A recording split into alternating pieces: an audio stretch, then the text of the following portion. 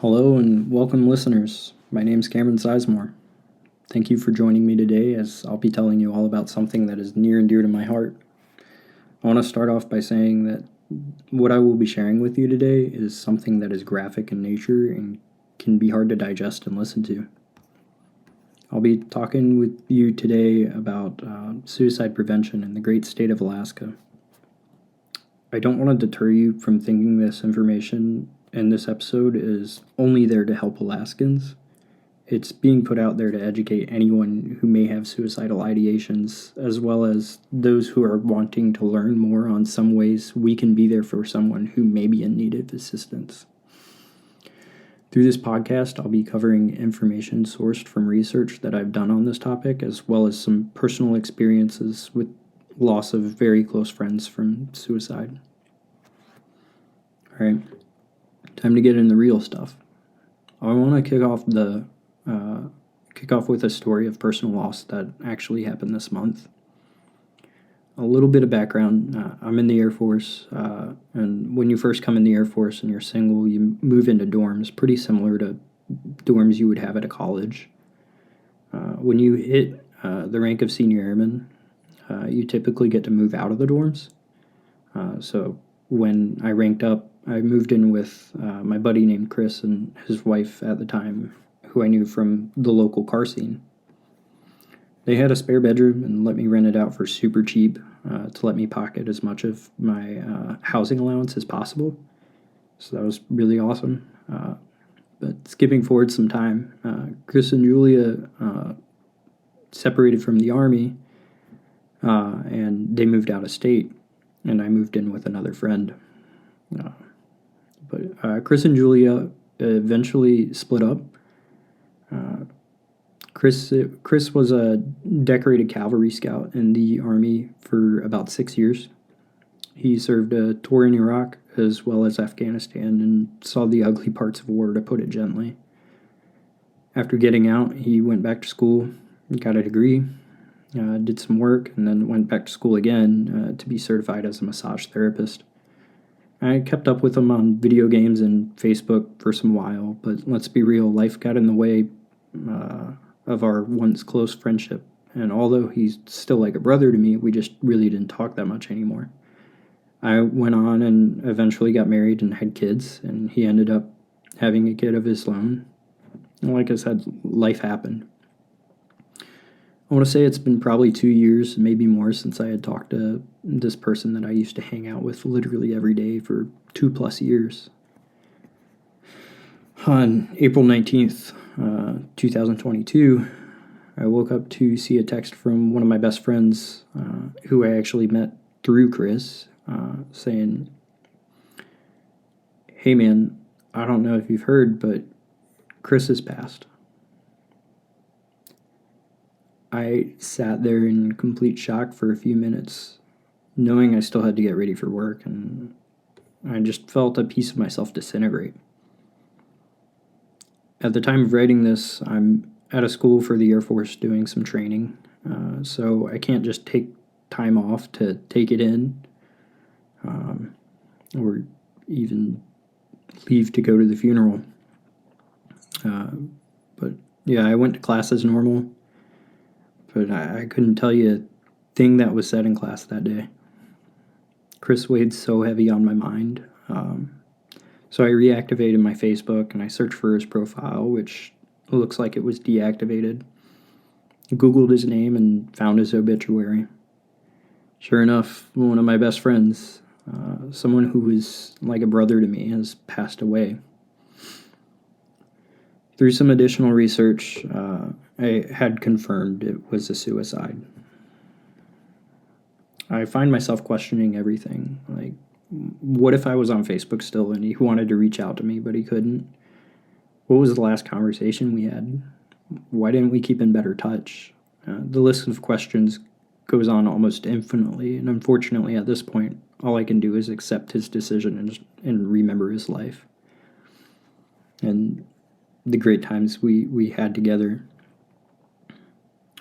The reason I decided to share this extremely fresh wound and personal story with you all is because I'm hoping that it can help save a life. I've been researching Alaskan suicide prevention for the past 4 or 5 weeks for this podcast specifically. I recently moved to Alaska, so that's why the focus is on this state specifically. There's so many options out there for those that need help, whether you're suffering from something like post-traumatic stress disorder or you're just down on life, dealing with like the harshness of Alaska's extreme conditions. At this point, I want to shift focus to align more with the main topic of the podcast. So let's talk about Alaska. Some of you may or may not know, but Alaska is relatively desolate.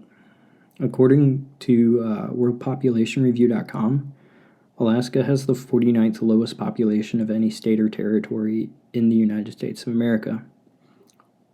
But it's also the largest state, being almost twice the size of Texas, which holds the second largest population in the U.S.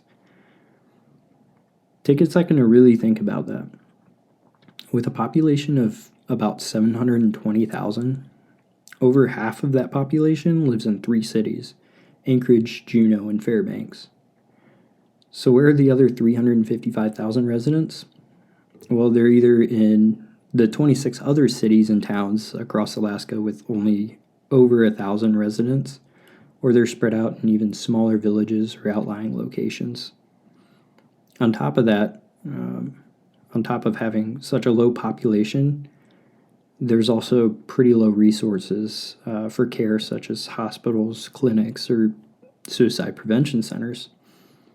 According to suicidepreventionlifeline.org, there's only one crisis center in the entire state, and it's not even in the biggest city of Anchorage. It's in the third largest, Fairbanks, which the population here in Fairbanks is about 30,000 people. So let's segue on to the next piece of why Alaska is so damn hard to live in. The weather. A lot of you who are unfamiliar with Alaska may think, oh, it's just always cold up there, right? It's not.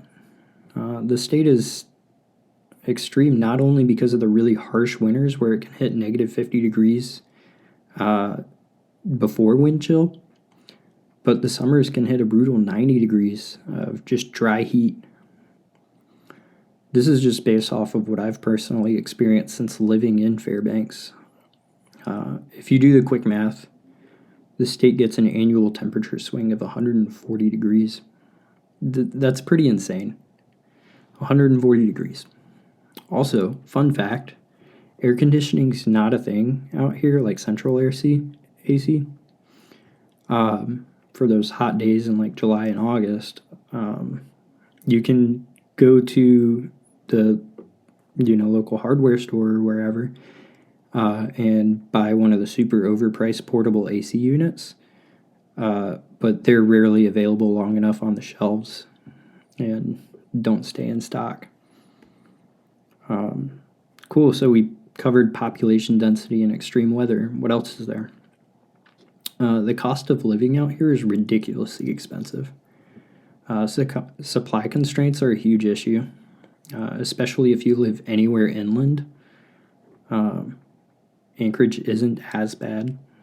The minimum wage here is relatively high, but so is the price of everything else in comparison to the continental United States. Based on an article in Newsweek, the average cost of food in Alaska is 28% higher than the national average. When I first moved here from Florida, I was like, oh yeah, cost of living allowance. This is going to be awesome. I spend every penny of it. I feel like I'm ripped off every time I go into the store. And I live in a well-populated area. I couldn't imagine how much more expensive it is for those who live in more rural parts of the state and are further from those bigger chains of stores. There are many other things I could touch on to highlight how rough Alaska can be for someone. That could all make a person feel stressed enough to consider ending their life. Population, resources, weather, financial, so those are just the tip of the iceberg. There's actually a resource out there for from the Mental Health Services Administration titled "To Live to See a Great Day That Dawns: preventing suicide by American Indian and Alaska Native youth and young adults, that has very large amount of information on the challenges of the environment of Alaska, as well as highlighting very specific struggles of the natives who live away from the bigger cities. I basically think of it as a textbook to Alaskan suicide prevention because of the incredible detail that is in it. If it's not already a mandatory document for Alaskan healthcare workers, then it probably should be. I mentioned crisis centers associated with the National Suicide Hotline earlier, but what do? Well, a crisis center is there to help people get through mental health crisis in person. Of course, there's always the National Suicide Hotline, 1-800-273-8255.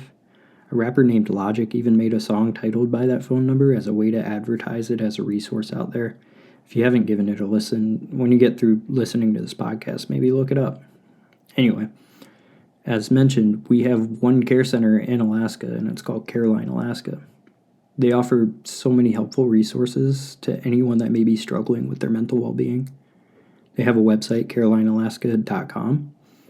However, their Facebook page is kept up to date more frequently, with posts being made about on a weekly basis. That's not to say the website doesn't have useful content, because it definitely does.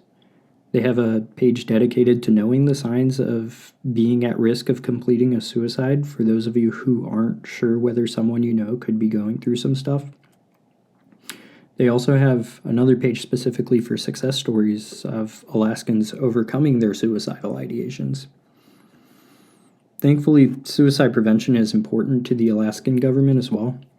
The Alaskan Suicide Prevention Plan, available at dhss.alaska.gov, was originally created in 2001 and has been kept up to date on the vision, goals, and approach of suicide prevention within the state. There's also a step-by-step process of the plan with 13 specific goals listed in it. The document contains suicide rates, factors, statistics, and plans for prevention in a very simple form, which could be attractive to people that really want to learn and do more for preventing someone from ending their life. To start with wrapping this up, I really want to foot stomp the importance of helping someone recover from the thoughts of suicide or even an attempt. In the simplest of terms, we all have a moral duty on us as people to help each other. Suicide prevention isn't something that's just going to go away. It's not something that's just going to be a hot topic for a few days when it happens to a celebrity.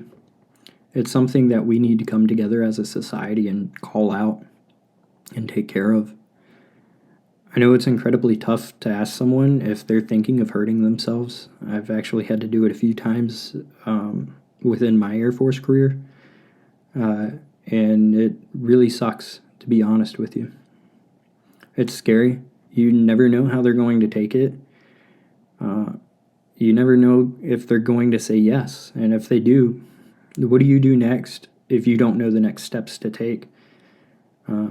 What you do is you take them to a crisis center, take them to a hospital, call their family, call a therapist, call their best friend, call a counselor. There's so many options to go to, even if you don't know where to go to off the top of your head, and that itself is intimidating. But guess what? Nothing is going to be scarier than having to live your life without that person in it. I'm not trying to guilt you as a listener into thinking that you're responsible for someone's life, but you kind of are. Don't you want someone to be there for you when you get down? If you don't, you should. I think awareness is the key to fixing the issue. Awareness that it happens. Awareness that there's resources out there to help you get past these tough times in your life. It's okay to not be okay. Take it from someone who has asked. Someone who has asked for help before. And that's me. I've asked for the help. I've struggled. And sure, life's not perfect. And I still have so many stressors. But knowing that I have people that I can talk to, whether that's a professional, a friend, a family member, or someone I barely even know, it really helps. Remember, if you need help or know someone who does, 1-800-273-8255, that's the National Suicide Prevention Hotline. and it's a super important resource out there, available to anyone, completely free. Thank you for listening.